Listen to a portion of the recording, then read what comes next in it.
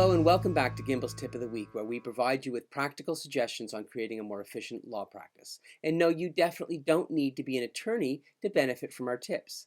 They're designed to help everyone working in the legal profession.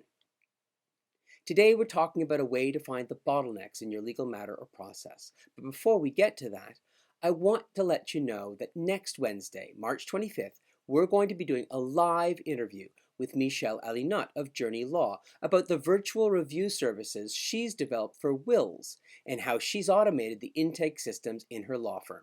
That will be live in the Lean Legal Community Facebook group at 2 p.m. Eastern. I'm David Skinner, a lawyer and a Lean Six Sigma expert. I'm also Global Advisor on Legal Process Improvement to the International Institute of Legal Project Management. I help people in the legal profession build more profitable and productive law practices. Last week was Karen's monthly writing tip. This time, she was talking about editing.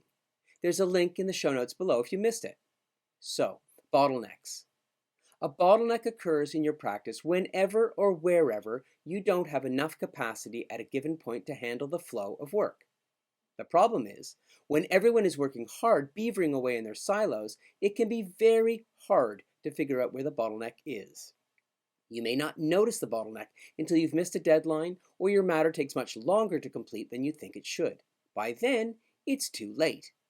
You need a proactive way to address your resource constraints, either preventing them in the first place or fixing them as soon as they appear, and you can't do that unless you can see them. A matter management board is a great way to spot bottlenecks. If you follow us regularly, you'll know that we're great believers on using boards to manage legal and business processes.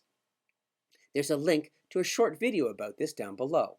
Matter management boards give you an instant visual picture of how work moves through your practice, so you can stay on top of matters and keep files on time and on budget. They also let you see immediately how work doesn't move through your practice. They show you the bottlenecks.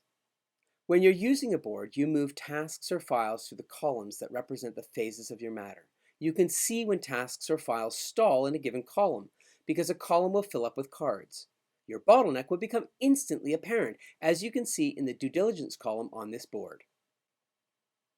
Then you can concentrate your efforts on that column. Why is work stalling? What's the actual constraint? Is it time, people, equipment? Do you have enough people to handle the work? Could you automate some aspect there or streamline the work so that the people you have can do more in less time and with less effort? Is there something about the process at that point that just isn't working?